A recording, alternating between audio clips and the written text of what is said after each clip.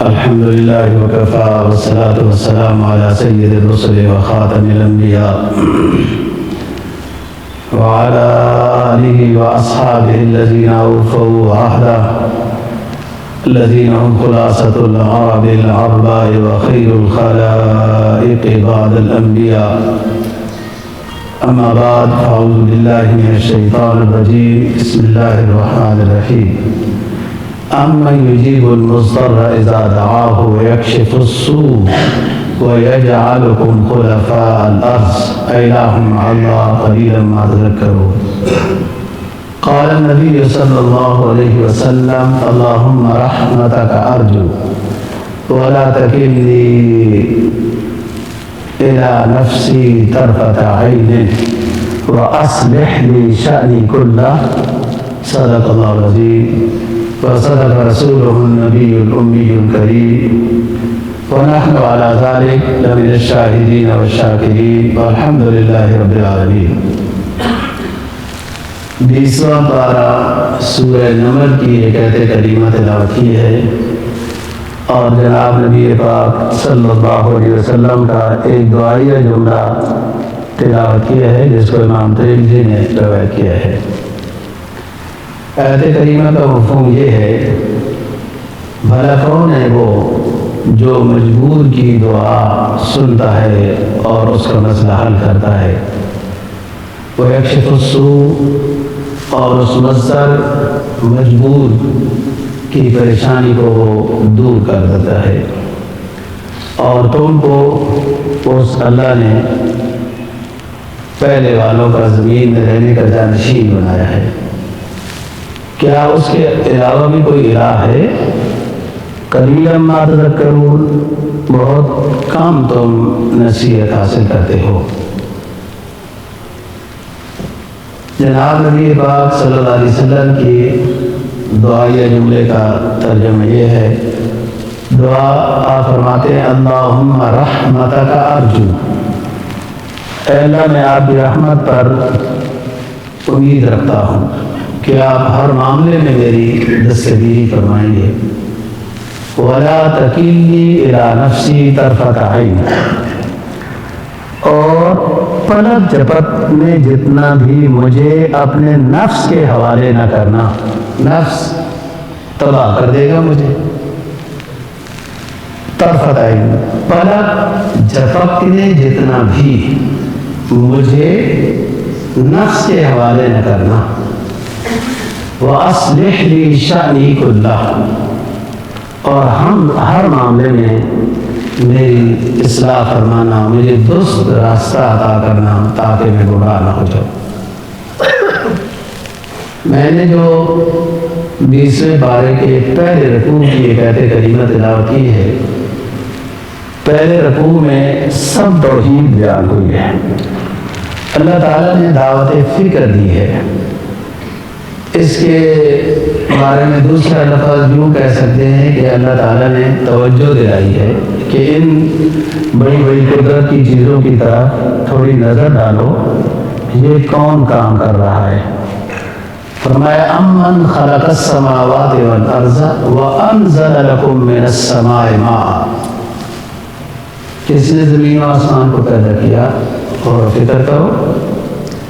وَأَنزَلَ لَكُم مِّنَ السَّمَاءِ مَاءً، اور کس نے تمہارے لیے آسمانوں سے پانی نازل کیا ہے، کرتا رہتا ہے. فَأَنبَتْنَا بِهِ حَدَائِقَ ذَاتَ بَهْجَةٍ، اللہ فرماتے ہیں پھر ہم نے اس پانی کے ذریعے سے بڑی رونق قسم کی سبزیاں، باغات، باغیچے، کھیتیاں پیدا کی ہیں.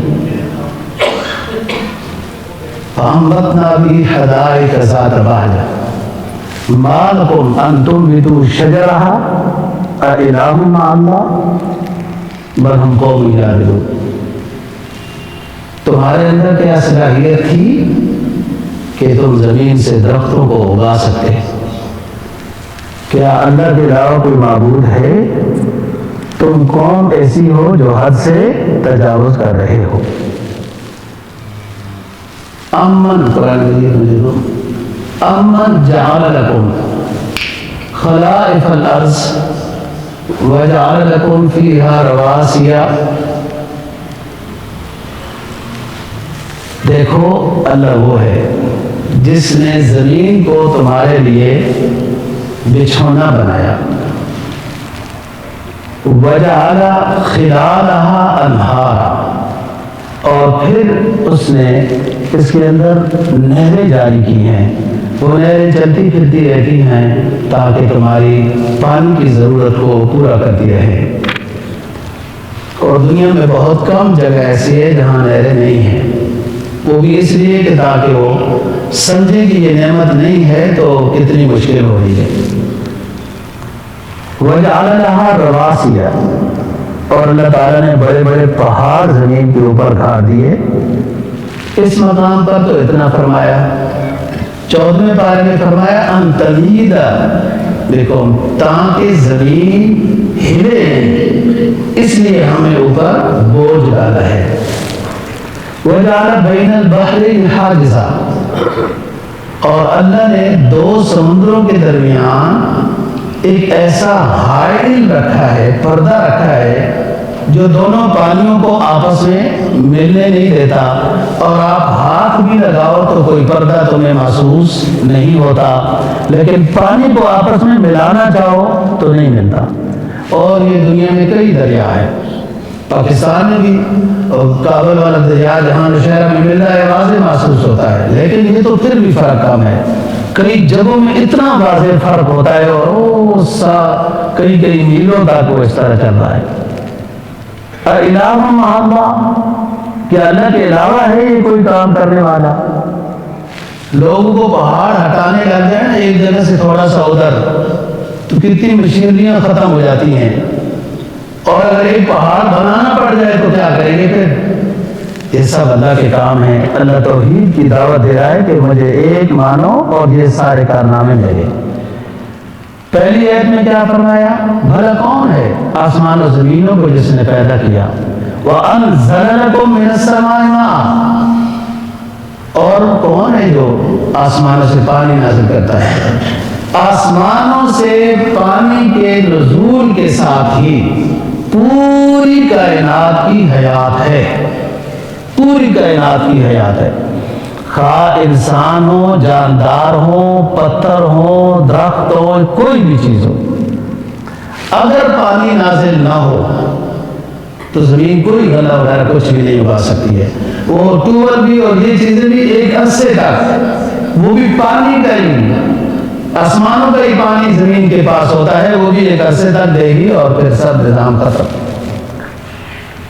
فَأَنبَتْنَا بِهِ حَدَائِقَ ذَاتَ بَهْجَةٍ، ہم نے کتنے پر رونق قسم کے حدائق، بغیچے، سبزیاں پیدا کی ہیں.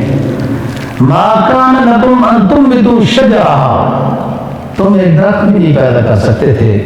کیا اللہ کے علاوہ کوئی معبود ہے؟ بل ہم قوم یعدلون. اس جگہ پہ اللہ نے فرمایا ایک ہی الہ ہے، اس کے علاوہ کوئی الہ نہیں. اور دوسرے مقام پہ فرمایا کہ لَوْ كَانَ فِيهِمَا آلِهَةٌ إِلَّا اللَّهُ لَفَسَدَتَا، اگر دو الہ ہوتے زمین و آسمان میں فساد برپا ہوتا تھا، لڑائی جھگڑے ہو جاتے. ایک کہتا یہ ہے، ایک کہتا یہ ہے، اور اب آپ دیکھتے رہتے ہو. اگلی آیت میں کیا فرمایا؟ زمین کو بچھونا بنایا. وَالْأَرْضَ فَرَشْنَاهَا، دوسرے مقام پہ فرمایا فَنِعْمَ الْمَاهِدُونَ وَالسَّمَاءَ بَنَيْنَاهَا بِأَيْدٍ وَإِنَّا لَمُوسِعُونَ، ہم نے آسمان کو چھتری بنایا اور ہم ہی ہیں بنانے والے. اور اس سورہ ذاریات میں فرمایا وَالْأَرْضَ فَرَشْنَاهَا فَنِعْمَ الْمَاهِدُونَ، ہم نے زمین کو بچھونا بنایا اور ہم ہی بہترین بچھونا بنانے والے ہیں.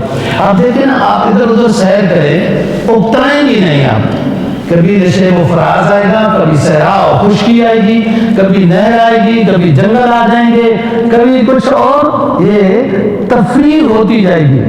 امام غزالی رحمہ اللہ تعالیٰ کے احیاء العلوم میں وہ روایات جمع کی ہیں کہ ادھر ادھر پھرنے ٹورنے جایا کرو. آساد بھی یہاں سے پیدا ہوتا ہے، پیٹرول 500 روپے لیٹر ہو جائے تو پھر کیسے جایا جائے گا؟ پھر پیدل ہی جانا چاہیے۔ تو فرمایا ہم نے اس کے اندر نہریں جاری کی، پہاڑ رکھے، دریاؤں کے درمیان حائل رکھا، یہ بھی ہماری قدرت ہے۔ اِلٰہٌ مع اللہ بل اکثرهم لا یعلمون، کیا تمہیں سمجھ نہیں الہ کون ہے؟ اکثر لوگ نہیں جانتے حقیقت کو، توجہ نہیں ہے اس طرف، توجہ دیہڑی کی طرف ہے، کاروبار کی طرف ہے، اور اسی توجہ نے آج لیٹ ہوا ہے، جمع کر کے رکھا، فائدہ تو کوئی نہیں ہوا۔ آگے کیا فرمایا؟ اَمَّن يُجِيبُ الْمُضْطَرَّ إِذَا دَعَاهُ وَيَكْشِفُ السُّوءَ، بھلا کون ہے وہ مضطر کی، بے قرار کی، حاجت مند کی، محتاج کی، بے سہارا کی دعا کو سننے والا، اس کا مسئلہ حل کرنے والا کون ہے؟ اَمَّن يُجِيبُ الْمُضْطَرَّ إِذَا دَعَاهُ وَيَكْشِفُ السُّوءَ، برائی دور کر دیتا ہے۔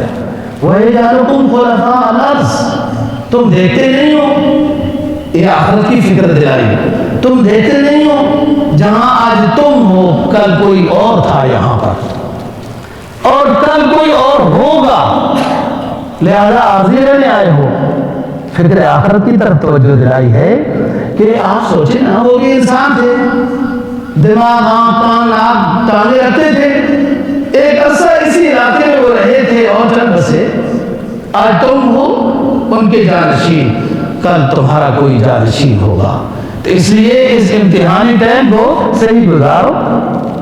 اِلٰہٌ مع اللہ قلیلاً ما تذکرون، کہ کل تمہارے دادا تھے، پردادا تھے، لکڑدادا تھے، آج تم ہو، کل تم چلے جاؤ گے۔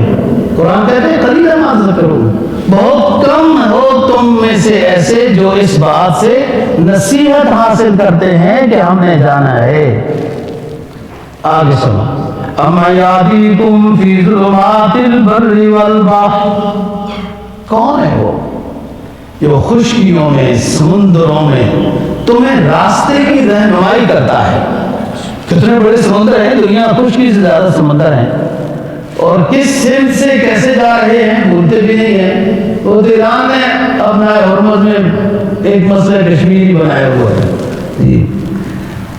اَمَّن يَهْدِيكُمْ فِي ظُلُمَاتِ الْبَرِّ وَالْبَحْرِ وَمَن يُرْسِلُ الرِّيَاحَ بُشْرًا بَيْنَ يَدَيْ رَحْمَتِهِ، کون ہے جو اپنی رحمت بھیجنے سے پہلے تمہیں خوشخبری دینے والی ہوا کے ذریعے سے پتہ بتا دیتا ہے کہ تھوڑی دیر کے بعد بارش آنے والی ہے؟ بارش سے پہلے بڑی نسیم میں صبح آتی ہے، صبا، اور کبھی جب ناراض ہو تسلسل کی شوخیاں بھیجتا ہے جی، جھکڑ وغیرہ اس طرح۔ وہ کون ہے بھیجنے والا؟ توجہ تو کرو۔ یہ تو سمجھ آیا کہ نسیم صبح سے راحت حاصل کرنی ہے، صحت کے لیے اچھی ہوتی ہے، بس یہاں تک کی رہے، یہ معدے کی پیداوار یہاں تک کی رہی، یہ نہیں سوچا نسیم صبح کو بھیجنے والا کون ہے۔ اور جھکڑ آ گئے، تیز ہوائیں آ گئیں، کرسیاں سنبھالنے لگ گئے، اپنے ترپالیں سنبھالنے لگ گئے، اڑ جائیں گی، یہ تو ٹھیک ہے سنبھالو، لیکن یہ بھی سمجھو کہ یہ بھیجنے والا کون ہے، تو مسئلہ حل ہوتا جائے گا توحید کا۔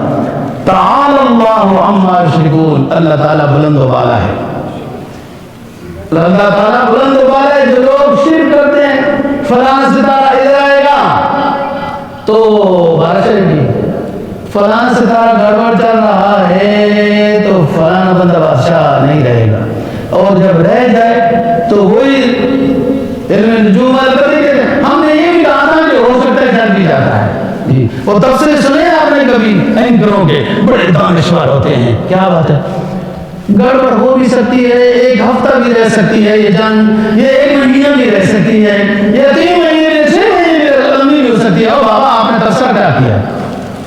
6 مہینے بھی کہہ دے، سال بھی کہہ دیا، مہینہ بھی کہہ دیا، ہفتہ بھی کہہ دیا، آپ کی دانشوری پر ہم ماتم کریں، کیا کریں؟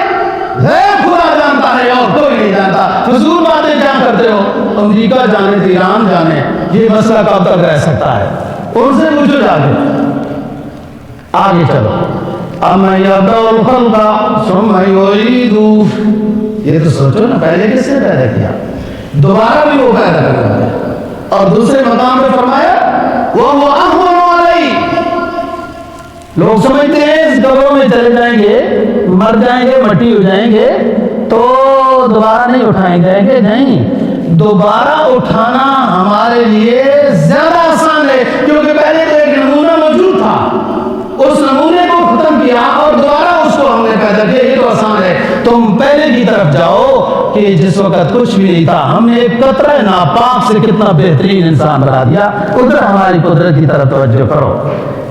اَمَّن يَبْدَأُ الْخَلْقَ ثُمَّ يُعِيدُهُ وَمَن يَرْزُقُكُم مِّنَ السَّمَاءِ وَالْأَرْضِ. رزق کون دیتا ہے زمین و آسمان میں؟ پہلی آیت میں بیان کیا کہ ہم بارش نہ برسائیں تو رزق ختم ہو جائے گا دنیا میں.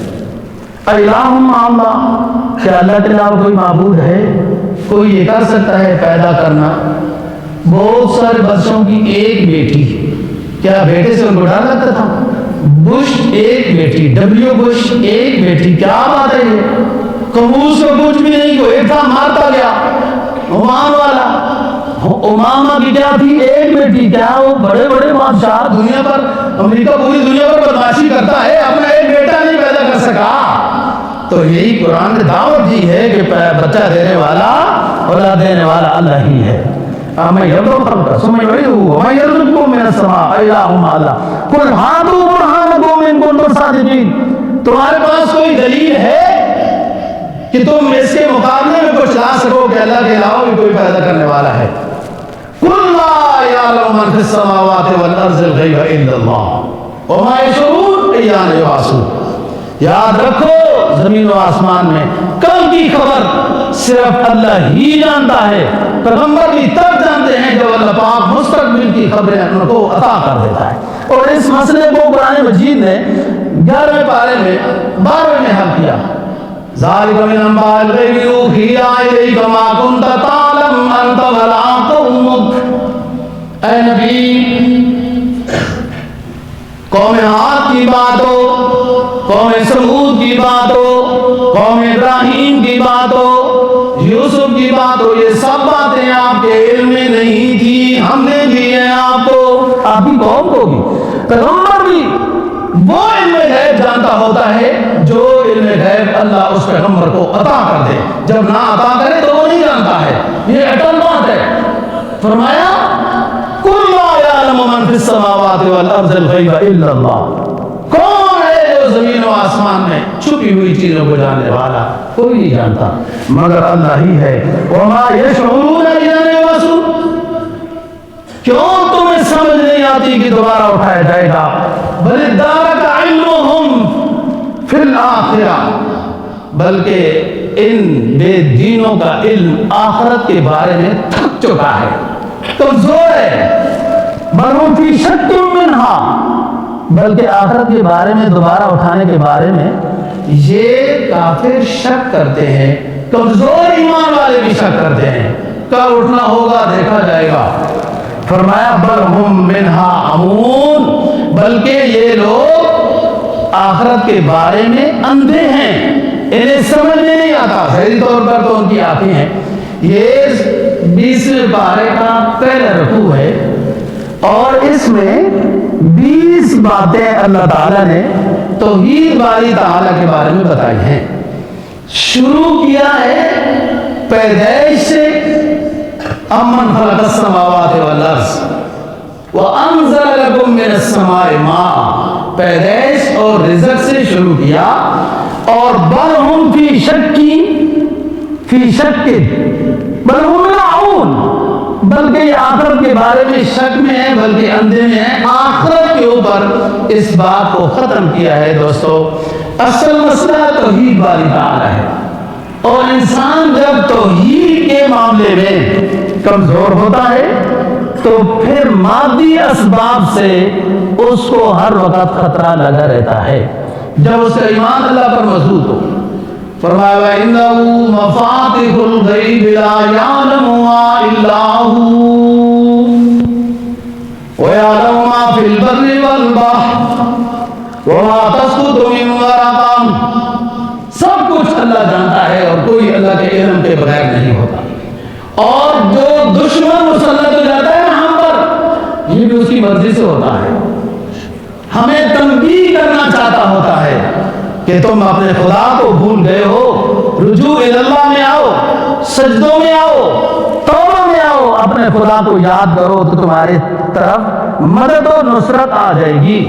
تو ہم بات کر رہے تھے امن یجیب المضطر اذا دعاہ ویکشف السوء۔ مضطر اس کو کہتے ہیں جب ایسی حالت میں وہ بندہ پہنچ جائے کہ ظاہری مدد والے اسباب سے وہ مایوس ہو جائے، ایسا پھنس گیا کہ اب کچھ بھی نہیں ہو سکتا، جیسے ایئرپورٹوں کے اوپر پھنس گئے لوگ، کوئی زمانہ تھا لینے لگی دبئی جانا، اب لینے لگی ہوئی دبئی سے نکلنا سب اس کی قدرت میں ہے نا دوستو، اب باہر جانے کی لینے لگی ہوئی، نکلو یہاں سے،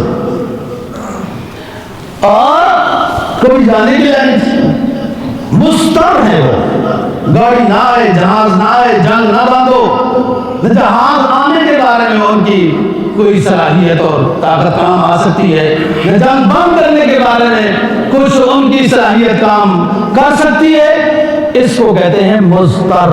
جب ذیلی اسباب کے لحاظ سے انسان بے بس ہو جائے تو اس وقت جب دعا ہوتی ہے نا جی، وہ سرمایہ اخلاص سے بھری ہوئی ہوتی ہے، اور خدا ہے، پوری کائنات کو اس نے پیدا کیا، صرف مسلمانوں کو تو نہیں پیدا کیا، پورے انسانوں کو پیدا کیا، مسلمان ہو کافر ہو، جنوں کو پیدا کیا بھلے وہ ان میں سے شیطان ہو یا صحیح ایمان والے ہوں، ساری کائنات کا خالق اللہ پاک ہے، بھلے وہ اس کو ماننے والا ہے یا اس کا باغی ہے، اس کا جو باغی ہے بت پرست ہے۔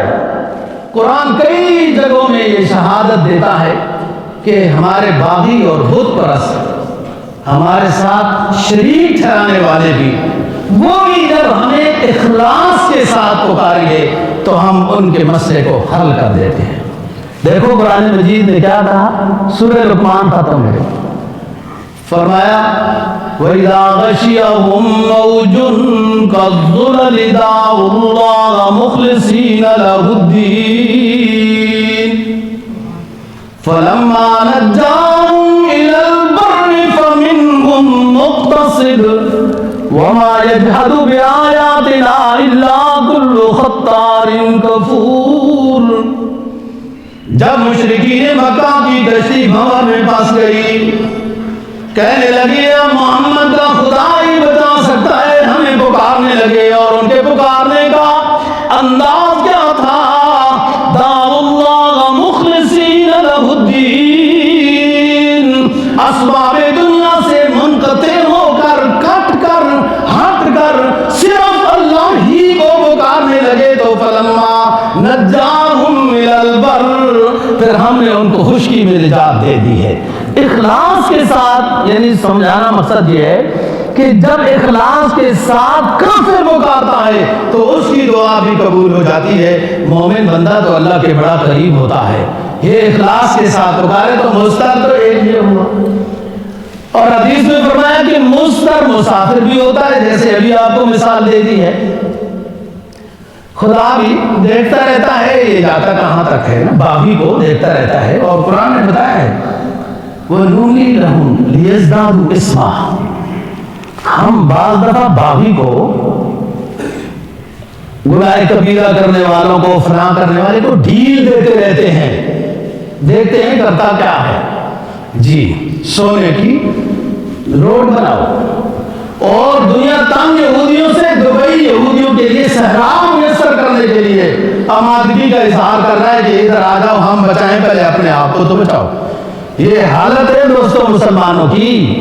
تو پہلا تو مضطر ہوا، مسافر بھی مضطر ہے، پریشان ہے، بے حال ہے، یا ادھر ادھر کہیں کوئی جگہ جا کے پھنس جائے اور کوئی اس کا حال حوال نہ ہو تو وہ مضطر ہے۔ اور ایک حدیث میں فرمایا کہ مضطر بعض دفعہ والد بھی ہو جاتا ہے، اور اس حدیث میں والدین نے کہا، والدہ نے کہا ہے، اس میں حوصلہ اور صبر زیادہ ہوتا ہوگا، اللہ عالم بالصواب۔ والد کے اندر کتنی شفقت ہوتی ہے، بہت جلدی وہ دعا نہیں کرتا اپنی اولاد کے بارے میں، لیکن بیٹا جب اتنا تنگ کر دے، اتنا ستا دے، تو والد بھی مضطر مجبور ہو جاتا ہے دعا اس کے لیے بد دعا کرنے کے بارے میں، تو اللہ پھر والد کی بد دعا بھی رد نہیں کرتا۔ دو چیزیں ہو گئی۔ تیسرا ہے مظلوم، بلا وجہ لوگوں کے اوپر زیادتیاں کرتے ہیں، بلا وجہ، کوئی وجہ بھی نہیں ہوتی، اور اگر وجہ کوئی ہے بھی آپ کو ستا رہا ہے تو حکومت کس لیے ہے، پولیس کس لیے ہوتی ہے؟ خود اس کے اوپر کوئی جوابی کارروائی اور ظلم اور زیادتی نہیں کرنی۔ فرمایا ایک شخص نے، حدیث میں آتا ہے، کسی کو مکہ مارا تو دوسرا بدلے میں مکہ مار سکتا ہے۔ اگر مکہ اس وزن، اس سختی سے زیادہ سختی سے مارا تو ظالم اب یہ ہو گیا ہے، تو بہتر یہ معاف کر دو، فَعَاقِبُوا بِمِثْلِ مَا عُوقِبْتُم بِهِ، معاف کرو تو بہتر بات ہے، لیکن اگر بدل برابر ہونا چاہیے، ورنہ اگر زیادہ ہو گیا تو پھر تم ظالم ہو گئے، وہ مظلوم ہو گیا۔ تو مظلوم بترسز آہ مظلومہ کے ہنگامے کو دا کردہ، مظلوم کی بددعا سے بچو، وہ تو عرش الہی کو ہلا دیتی ہے، وہ رد نہیں ہوتی۔ اور ایک حدیث میں فرمایا اگرچہ مظلوم کافر ہو، دیکھو ایک جنگ ہے کافروں کے بعد اختلاف، اس میں تو جنگ لڑنی ہے، لیکن آپ ایک ذمہ ہے، آپ کے محلوں میں رہتا ہے وغیرہ، تو اس کے اوپر ظلم کرنا جائز نہیں ہے۔ خیال کرو، آپ اپنے اخلاق کریمانہ سے اس کا دل جیتو، وہ اسلام سے متاثر ہو، وہ مسلمان ہو جائے، یہ کہ اس کو غیر مسلم سمجھ کر اس کو ستاتے رہو، وہ اور چڑھتا رہے گا اور دور جائے گا۔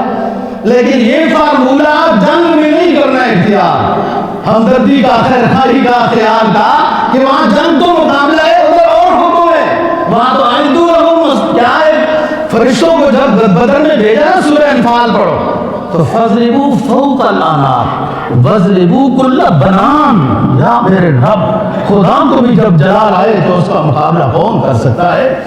فرمایا فرشتوں جاؤ، بدر میں میرا پیغمبر دعا کر رہا ہے، اور کافروں کی گردنیں کاٹو، اور وَاضْرِبُوا بَنَان، ان کے ہاتھوں کے پوروں کو بھی کاٹو۔ یہ تناسب، فَاضْرِبُوا فَوْقَ الْأَعْنَاقِ وَاضْرِبُوهُمْ كُلَّ بَنَان، ان کے ہاتھوں کے پور ہی، جب جنگ ہوگی تو پھر یہ بات ہے۔ لیکن عام حالات میں مسلمان کے اوپر آپ کیا ظلم کر سکتے ہیں؟ کسی کافر کے اوپر بھی ظلم، کسی جانور پر بھی ظلم نہیں کر سکتے، کسی جاندار اور بغیر وجہ کے درخت کی شاخ بھی نہیں کاٹ سکتے، وہ بھی اللہ کی تسبیح میں مصروف ہوتی ہے۔ ہاں ضرورت ہے تو کاٹ سکتے ہو، آپ کی ضرورت ہے، گزرنے والوں کو تکلیف دے رہی ہے وغیرہ، تو مضطر ہوا مسافر، اس لیے مسافر کی دعا قبول ہوتی ہے، اور مضطر ہوا والد، ایسا نہ ہو کہ والد مضطر ہو جائے۔ اور تیسری چیز مظلوم، اصل تو بات یہ کہ آپ کسی کا بھلا کریں، بھلا کر نہیں سکتے تو بھلا سوچیں، بھلا سوچیں، اس پر بھی ثواب ہے۔ اور کرنے والا سب کچھ اللہ تعالیٰ، یہ توحید بیان کی، اَمَّن یُجِیبُ الْمُضْطَرَّ اِذَا دَعَاهُ، اور جو کچھ کھیتی باڑی جو کچھ ہو رہا ہے، کسان بھی بیج ڈال کر اللہ کے حوالے کر دیتا ہے، وہی بارش دے گا، وہی پھر بیج اگے گا، پھر پھٹے گا۔ فرمایا أَأَنْتُمْ تَزْرَعُونَهُ أَمْ نَحْنُ الزَّارِعُونَ، کیا تم کھیتیاں اگاتے ہو یا ہم اگانے والے ہیں؟ أَأَنْتُمْ أَنزَلْتُمُوهُ مِنَ الْمُزْنِ أَمْ نَحْنُ الْمُنزِلُونَ، کیا تم ہو بادلوں سے پانی برسانے والے یا ہم ہیں بادلوں سے پانی برسانے والے؟ أَأَنْتُمْ أَنشَأْتُمْ شَجَرَتَهَا أَمْ نَحْنُ الْمُنشِئُونَ، کیا تم ہو کھیتیاں پیدا کرنے والے، درخت پیدا کرنے والے، پھر ہواؤں کے ذریعے سے ان کی شاخوں کو لہرانے والے، کیا تم وہ شجرہ